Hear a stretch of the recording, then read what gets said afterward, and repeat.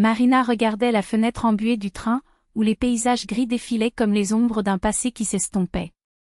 Dehors, des arbres gorgés d'eau, des maisons décolorées et des plateformes vides défilaient dans un flou monotone, comme si la vie elle-même avait perdu sa couleur.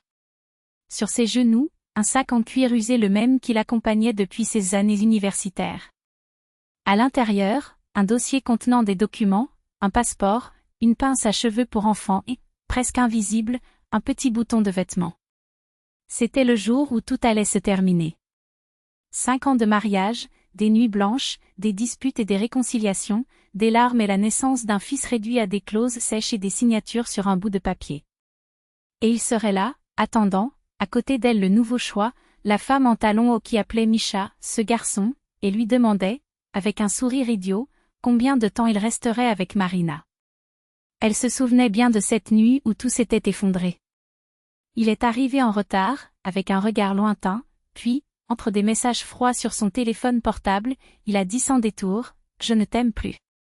Je ne ressens rien. » Elle se dirige désormais vers l'endroit où, derrière une porte, se trouverait celui qui avait été son mari, sûr de lui, accompagné d'un avocat et d'une femme dont les lèvres rouges contrastaient avec son absence de scrupules.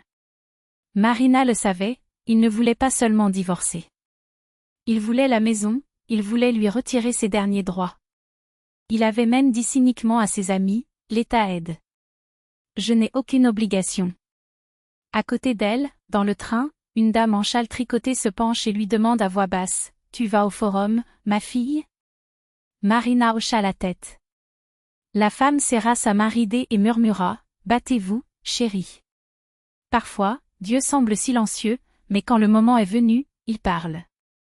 N'abandonnez pas maintenant, même si tout semble perdu. Marina la regarda et, pour la première fois depuis des mois, elle sentit quelque chose de chaud dans sa poitrine, comme si quelqu'un, quelque part, croyait encore en elle. Le bâtiment du forum l'accueillit avec sa froideur habituelle, des escaliers de marbre qui sentaient le temps, des files d'attente où personne ne se regardait dans les yeux. Il monta au 3e étage, où se trouvait le tribunal des affaires familiales. Salle 312. Devant la porte, 2 profils familiers, Alexei, impeccable dans son costume coûteux et sa montre de marque, mais les yeux fatigués ou peut-être simplement irrités.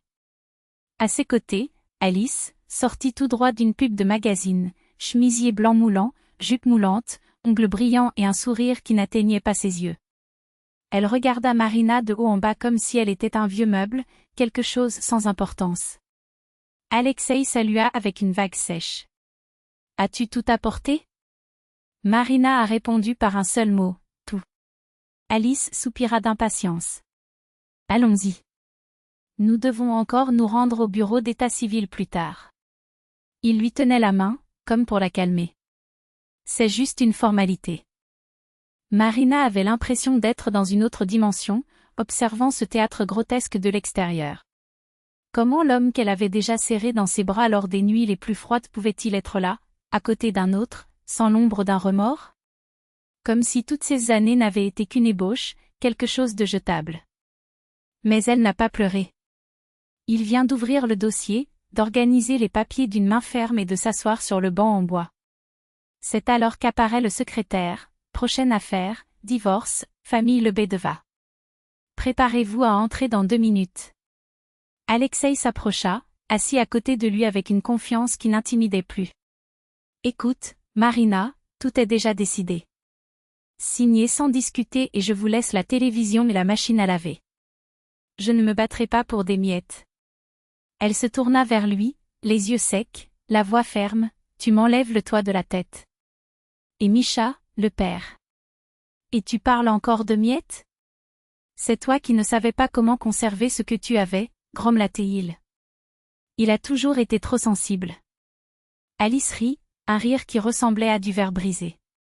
Écoute, il y a encore du drame jusqu'à présent. Combien de temps vas-tu rester dans ce rôle de victime? Marina inspira profondément. Je savais que les gens ne se souvenaient pas des batailles, mais de la fin.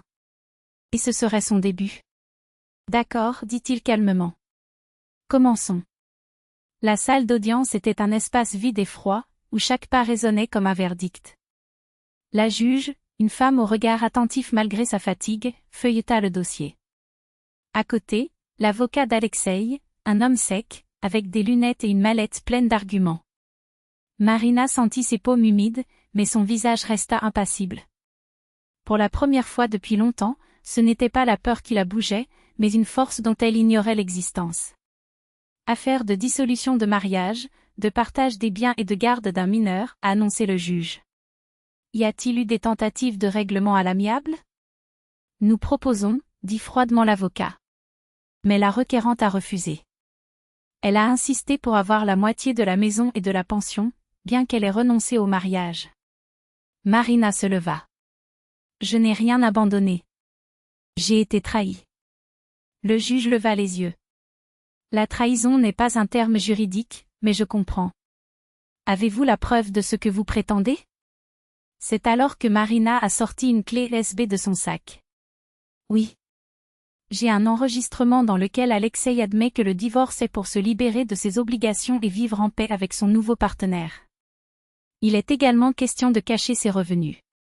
Et ici, a-t-il poursuivi en remettant un autre document, un bulletin scolaire sur l'état psychologique de mon fils après que son père l'a abandonné. Le juge accepta les papiers, surpris. Alexei pâlit. Alice lui murmura quelque chose à l'oreille, mais il se contenta de serrer les poings. Ce n'est pas valable, il a protesté. C'était une conversation privée. C'était la vérité, a déclaré Marina. Et maintenant, c'est officiel.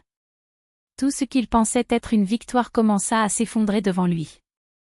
La juge a posé son stylo.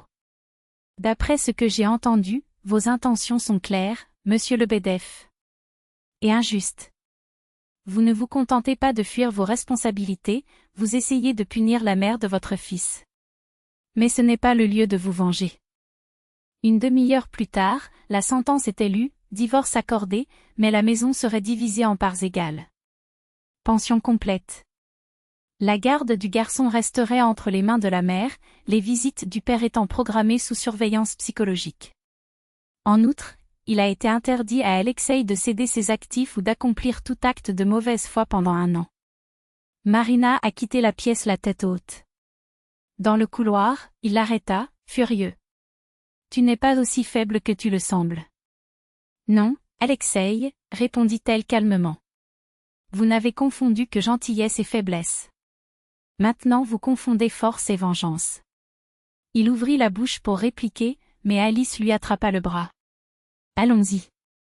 Ils sont partis. Marina resta immobile, absorbant le silence qui l'entourait finalement. Il a donc sorti son téléphone portable et a entamé une conversation avec son fils. Sur l'écran, une photo, Misha assise à la fenêtre, un livre à la main. Elle sourit. Dehors, la neige commença à tomber, blanche, cristalline, comme une page blanche. Marina descendit les marches du forum, pour la première fois depuis des mois, remplit ses poumons d'air. Sa vie n'était pas finie. En fait, cela avait commencé. Et cette fois, c'est elle qui aurait écrit le scénario.